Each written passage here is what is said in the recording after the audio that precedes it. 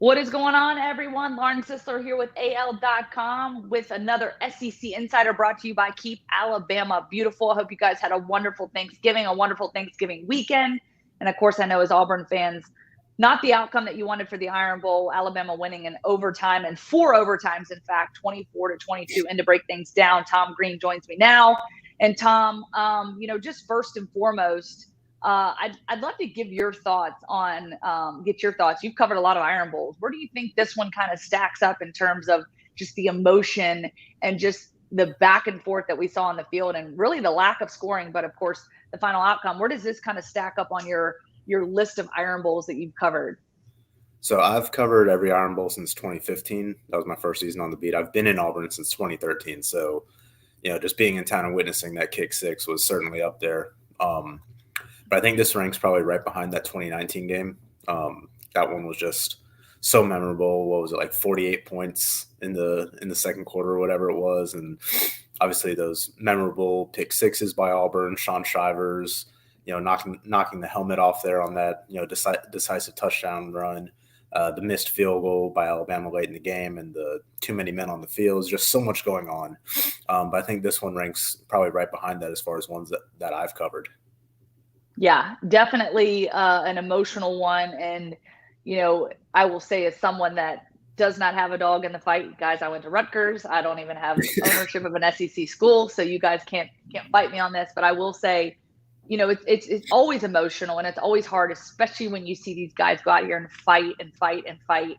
And you could even just see TJ Finley obviously pushing through with the ankle injury, was struggling. You could see the pain on his face. You could see it as he would walk on and off the field, just doing everything he could to help the team survive that one, and unfortunately came up short.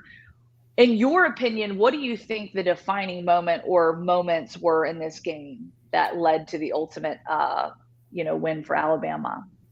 A lot of people are going to try to point to that Tank Bigsby run where he was fighting for that first down and got pushed out of bounds in the final minutes there. That probably saved Alabama about 40 seconds or so late in the game.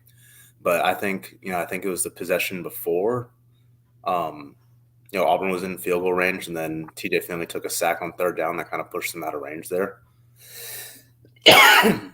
Sorry. It's that time of year, y'all. That time of year. So I think that they had an opportunity there to get 3 more points on the board.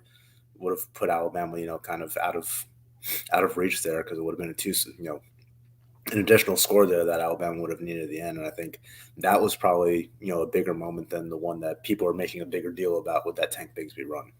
Yeah. And I'm curious to know too, 4 overtimes, obviously the first time an Iron Bowl has gone into an overtime. So not only do you get 1 or 2 or 3 or 4, now you get 4. So I guess the question is, in your opinion, what are your thoughts on the new Iron Bowl, the new overtime rules that we had to sit through and watch on Saturday? Well, I think it's kind of a shame that, it just comes down to basically like a penalty kick shootout. If you want to make the soccer comparison, I think, in soccer, it's penalty kick shootouts are pretty exciting. I know a lot of people are kind of torn about, that being a way to decide a game, or even in hockey when you have penalty shootout there. But I think, it kind of just takes away from the excitement of the game when you're just going 1 2-point conversion try after another. I think it's still probably better than the NFL's overtime rules, but I do miss the old college overtime rules. Since I've been covering Auburn, the only time I've seen them go to overtime was, I think, 2015 at Arkansas, and that was another 4 overtime game. And that one was pretty thrilling too, because you had the teams getting full possessions, 25 yards out. But yeah, it was weird. I think a couple Auburn players were asked about it after the game if they were aware of the new overtime rules. Derek Hall said he didn't know that's what it was until someone on the sideline was like, "Oh yeah, it's just 2-point conversion tries now." He's like, "You mean just 1 play?" So yeah, I wonder how many people in the stands were even aware of these new rules either, because it's something that we don't see often. Yeah, that's very true. And for the players not to know, certainly I would be curious to know how many of those guys did not know. And certainly, when you're not put in that situation.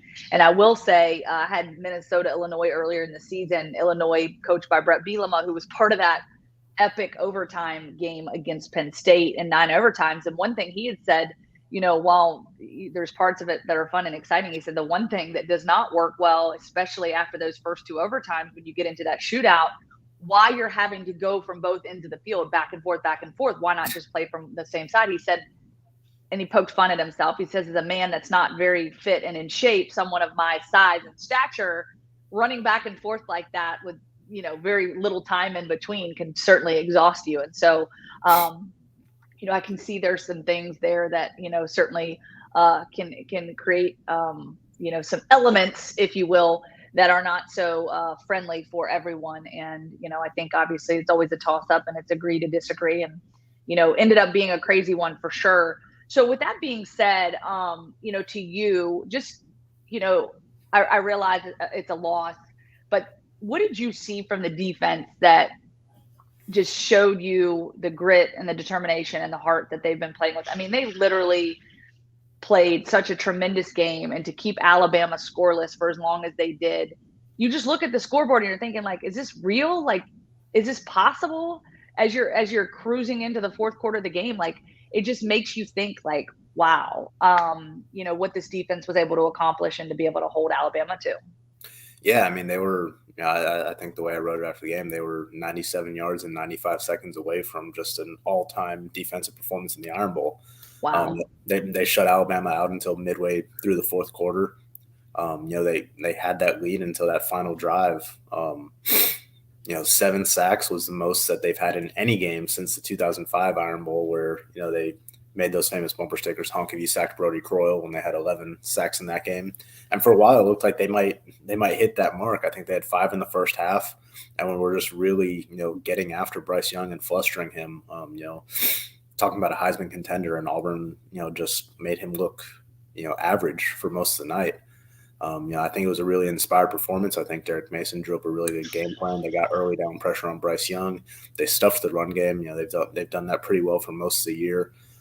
This pass rush, it's had some consistency issues at times, but they've got as many sacks through the regular season as they had in 2018 when they had 35, and that's the most that they've had in a regular season schedule since, I could find as far back as 2005. So, it was just a really strong performance from this defense. And I think, this Auburn team showed that, hey, they're not afraid of Alabama. Alabama's got this aura around them. They're, great modern dynasty in college football.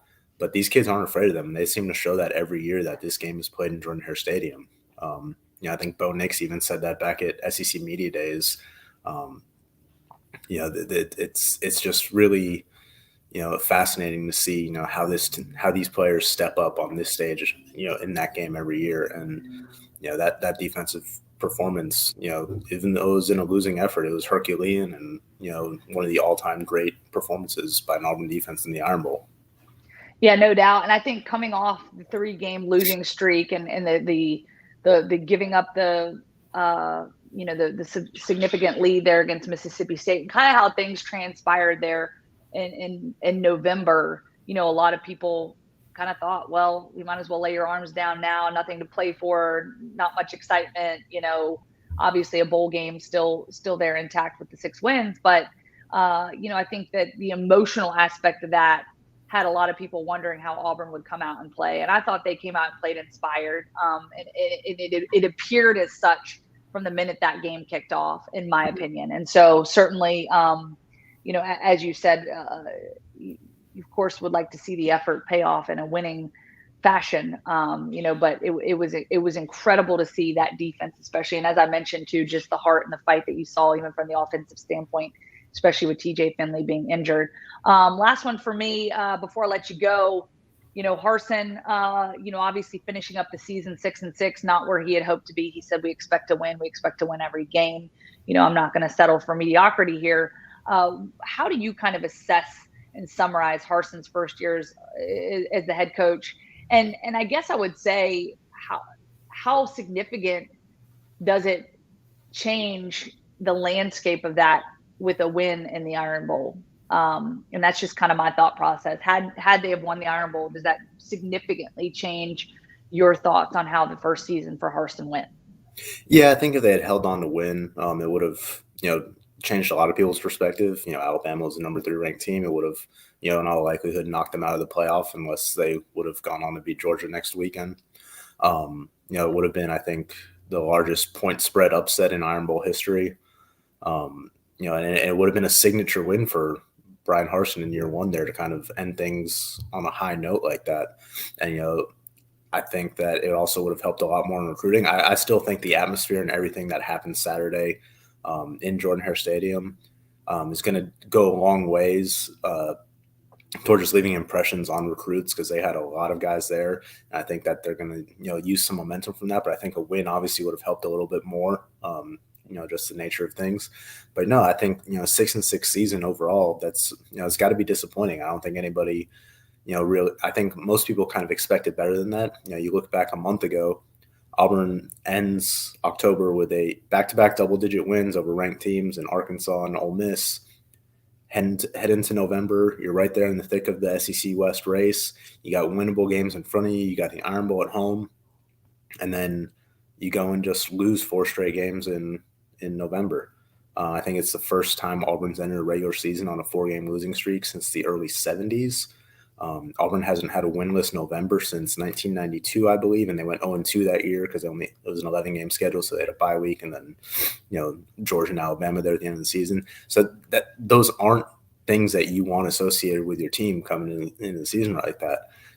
Blowing double-digit leads in 3 straight games to end the season, that's going to leave a bad taste in your mouth. So I think in some aspects it was certainly a disappointing year 1, but I do think that there were a lot of positives to build off of this season, and we'll just see how they finish in recruiting these next couple of weeks here with the early signing period coming up. But that's going to be huge for, kind of how we evaluate year 1 for Bryan Harsin, because this team is going to lose a lot of parts. They honored, I think, 30-something seniors. Wow. Some of those were walk-ons, of course. But, they've got to replace a lot of guys, especially along the offensive line and some key guys on that defense. So we'll kind of just see how things play out these next couple of weeks. But obviously with a bowl game still to play, they can end the season on a high note, maintain that winning record. But I think between that and the early signing period, we'll kind of learn a lot more about year 1 for Bryan Harsin these coming weeks.